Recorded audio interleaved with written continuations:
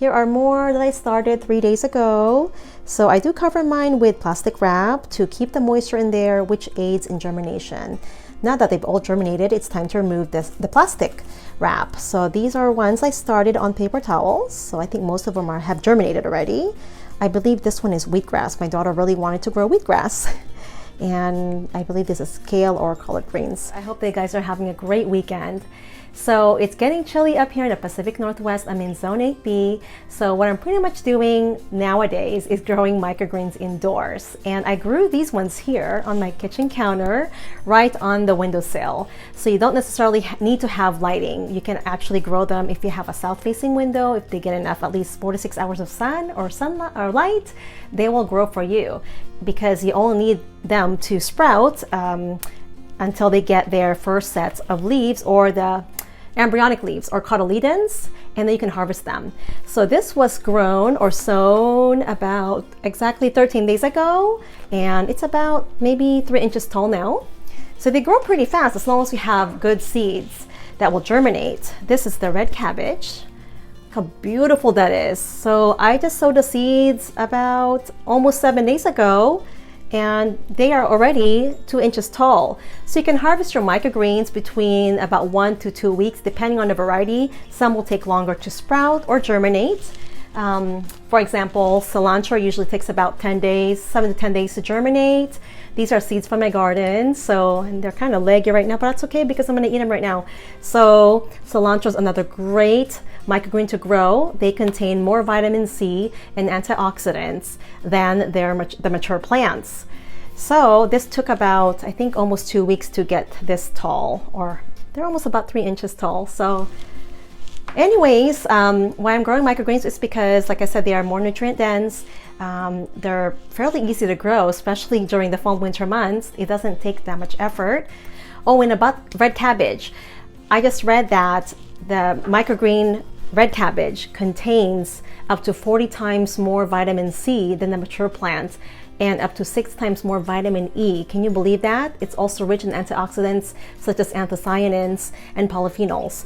So this is great because you don't have to eat a bunch of leafy greens. You can just eat like maybe a cup of microgreens, and they are fairly expensive. If you buy them, they're at least $30 a pound, around there, depending on where you buy it, I guess.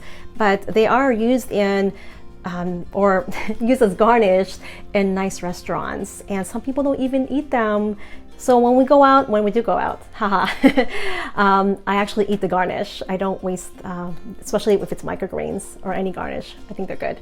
So let me show you how to harvest, how easy it is to harvest these. So when you harvest your microgreens, all you have to do is cut right above the soil. So very easy, and you just harvest what you need. So you don't have to harvest all of it if you're not going to eat it all. We're going to have some salmon and salad, and I'm going to mix this in with our salad. Let me show you where I actually cut. So you can just harvest right above the soil right there, and you can leave about maybe ½ inch to 1 inch of the little stems.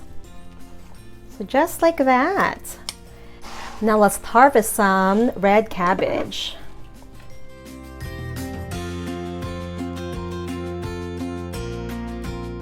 So there's my little harvest of delicious and nutritious microgreens. So after you harvest your microgreens, rinse it in cool running water. In a colander preferably is probably easier, and you can go ahead and use it on any recipe you like. Soups, we're gonna eat it with our salad, sandwiches, pizza toppings.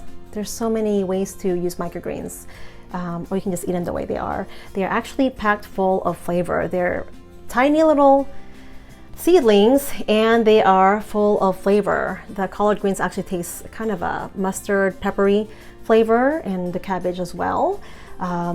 So anyways, but also one more thing is you'll get good results as long as you have good seeds. So I just want to mention where I purchased the red cabbage. I'll leave a link below. I forgot the brand, but I'll put the link below for you guys because I'm very impressed with the germination rate of this particular one. The collard greens, I harvested from my collard greens from outside in the garden. So these are our own seeds, as well as the cilantro. So I'm just really glad that I found these seeds.